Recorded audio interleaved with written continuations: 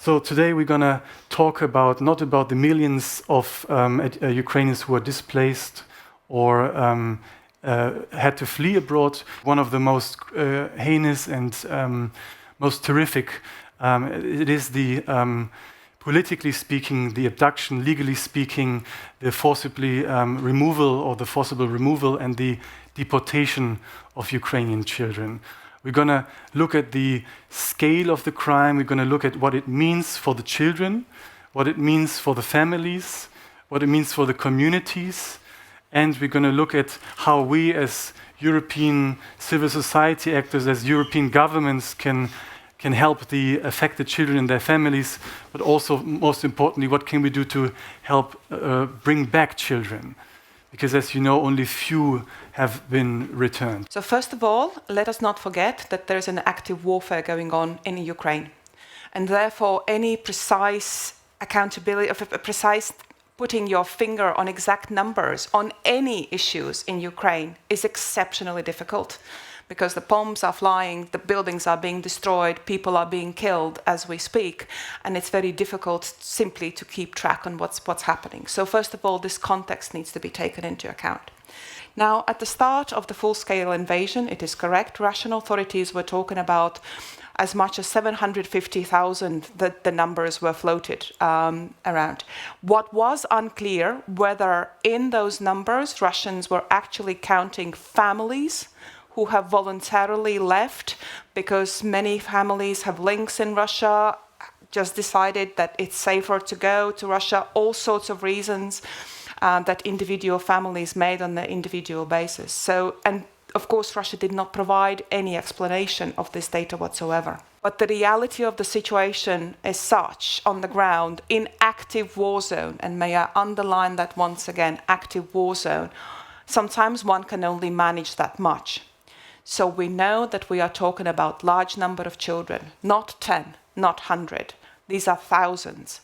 Whether they are exactly 20, whether they are somewhere a little bit less, unfortunately, the phenomena of the war situation is such that we simply cannot put that finger on exact number. Since 2014, me and my colleagues are working with displaced children, and that there are those who are displaced from one region of Ukraine to another, and now we speak about the situation of stolen children and deported children to another country, to aggressor country. And it deeply impacts formation of identity of children and teenagers, and total mechanism of mental health development. It impacts tremendously. Let me start by saying that abduction of children, unlegal transferal or deportation is sadly and bitterly a strategy of war that has been known and applied throughout history and throughout the regions. As we speak, these type of war crimes or grave violations of children's rights are committed worldwide on every corner of the world and on every continent. What it does to people, and I think in this sense it's perfidious in a double sense. It's a war crime most likely, and it amounts to war crime and to genocide ultimately, as far as we know. And I believe the legal experts have little doubt that we are witnessing a cultural genocide unfolding before the public eye. On the one hand, and at the same time, we have the aggressor calling the Ukraine a Nazi regime. So I think the analogy has many dimensions, or at least those two dimensions to it. It's about destroying a people, period. And like Hitler, what some of, for a long time, political leaders did not want to believe, expressed totally clear in Mein Kampf what he was going to do in case he would come to power. Putin, totally clear explained what his goals are. He says there is no Ukrainian nation. If you look at the deportation of children, and not only deporting them, but immediately taking away their identity, giving them Russian passports, forcing them to speak Russian, influencing them with aspects of history which are just turned around, because Putin talks about fascism in Ukraine, and what you have in Russia is a totalitarian system. Let's not fight whether we can call it fascism or neo-fascism. It's totalitarian, definitely. We will need to think of two kinds of psychosocial support programs. I think for two target groups. One target group could be families, and as we see also in this video, Sasha is an example of many children of whom one of the parents or both parents are missing or killed, or we don't know what happened to them. And so sometimes one of grandparents or another relatives or cousins take them. Teachers also need to learn how to integrate those kids into classrooms. And also then the question of propaganda, or I would say like propaganda delete program, unfortunately doesn't work as fast as it works on computer or on our smartphone, where you just press delete button. And especially with teenagers, you will need to work hard to practice democracy with them, and also how to work with issues, what Marie-Louise just said, that are speaking about history and controversial issues of history and the language. That's all like sensitive questions where teachers also need to be trained about that. A large proportion of children in Ukraine who were subjected to forceful deportation, actually, one might argue, and Russian authorities certainly do make that argument very loud and clear, went there voluntarily on so-called summer recreation camps. Yeah. In other words, the parents agreed initially, and agreed is a very generous way of putting it, were persuaded, and those who were not persuaded were pretty much muscled into allowing their children to go. These parents allowed their children to go for a couple of weeks under the pretense that your child is going to have a break. To Crimea, if I may. You know, Crimea you're going to have a children's camp in Crimea, 2 weeks away from the war. Yeah. Indeed. And so this is roughly about a year ago, last summer, when this phenomena, and then initially these parents were exceptionally ashamed that they allowed their children to go. And I think also within the society, broader society, both in Ukraine and outside, there was the, hold on a second, you let your child go? And I think it is very important when we talk about accountability to also step back a little bit and understand that those parents in Donetsk, for example, have been living under occupation since 2014. We talk about Ukraine war as in 2022 was something that happened. No, excuse me. Let's be honest, 2014 is when things started. And then those parents were in this absolutely impossible situation. And yes, they allowed their children to go and then never got their children back. So I think breaking that stigma is also very important for our discourse here and also within Ukraine to come to terms to that there is no shame. These parents are not to blame. They are not the ones. Also add to what you're saying? Please. There are accounts of liberated territories in Kherson region and also in Kharkiv regions where people were really starving.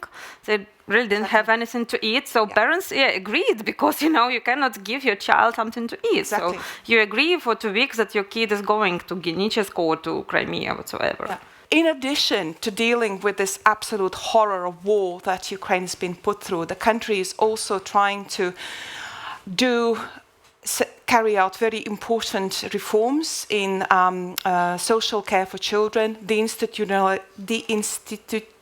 oh, for goodness, I can't pronounce the word, but you all know what I mean. Moving from large-scale childcare institutions to more family environment, so as to provide the children in need of care a family environment rather than large institutions. And this is what the country is doing in the middle of the war. No? So you just imagine how difficult and how challenging that is. And that's not only financial support that is required, you also require expertise. And let us not forget that big proportion of the population, including experts in childcare, are carrying weapons right now, protecting their country. So that expertise, which is available here, elsewhere, is really, I think, needed in Ukraine as well in order to assist and support the country. Why, I ask myself, can certain propaganda, why does certain patterns of thinking work and operate, and why do they prosper with, let's say, those who take the children away? We also know that we need very likely, at least I think there is no doubt, that there are state resources put into this scheme of abductions. We spoke about the naturalization process and so on. So there are resources put to this. So we will have to put resources on our end to educate about what happened. We have to put resources into documentation, about learning about these facts. Also to what we do as we speak. We sit here and we try to raise awareness in Germany, a country that is a very potent member of the EU, which can contribute to a coherent and consistent strategy when it comes up to following the recommendations as put out in the report in other places in the UN and in the EU itself. Eurojust and Europol are cooperating.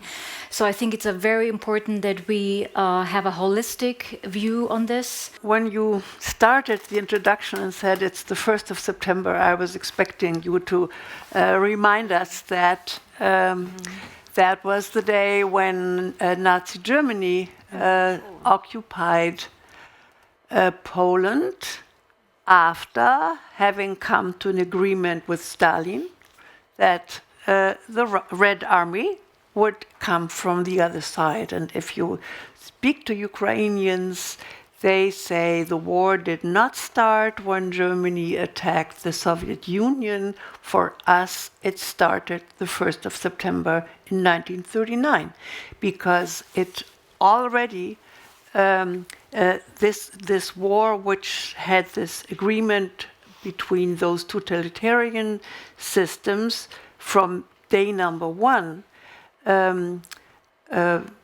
was affecting Ukrainians because the borders had been shuffled around during the last centuries. So this is to start with. And yes, we can do a lot. I was a little irritated having a movie with a maybe 12-year-old boy, and it is on the Ukrainian government side, and he ends with, well, Ukraine has to win that war.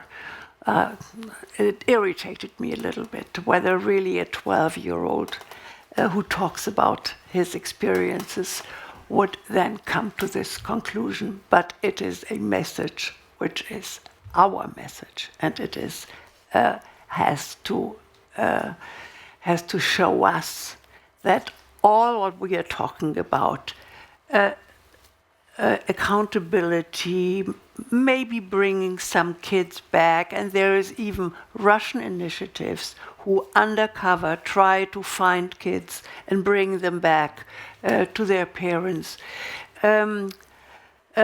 Help psychologists and treatments in a society where 7 million are out of the country, and mainly women and kids. And many of those women, of course, are doctors, psychologists, nurses, and so on. And if this next winter is going to be like we must expect it to be, again, the electricity is going to be hit by Russian rockets. We expect that the gas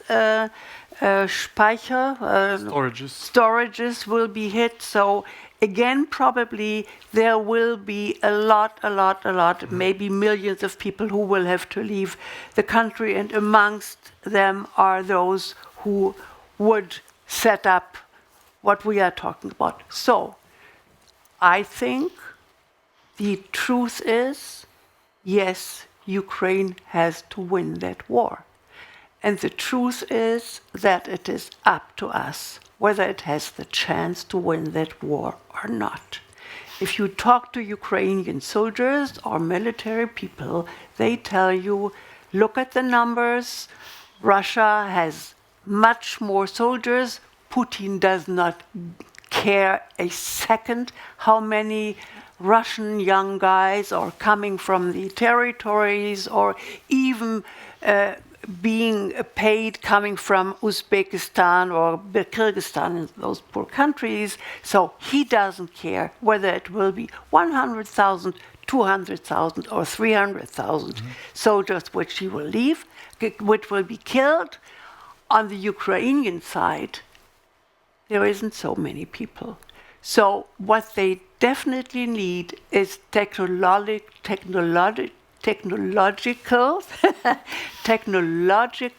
the most modern weapons. It is their only chance to overcome this Russian being stronger.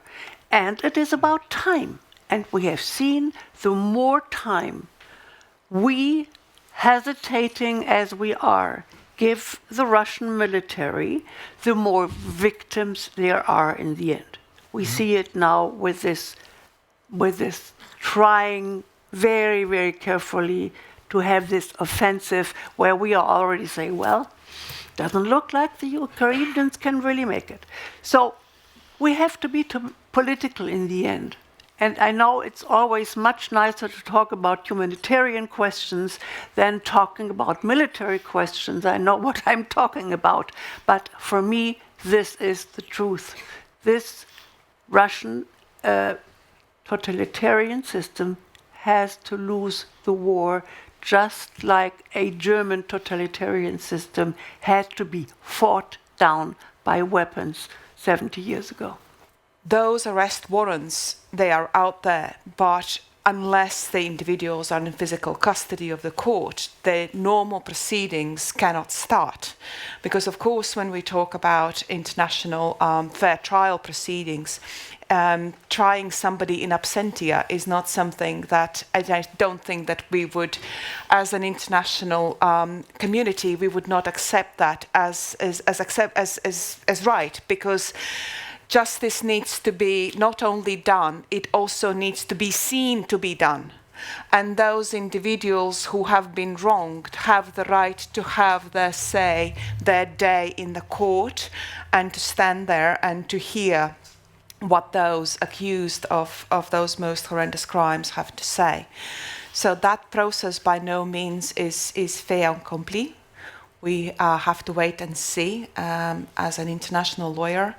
And the history tells us that, and here, if I may quote my own ambassador in Vienna, the wheels of the justice may be churning slowly, but they are churning.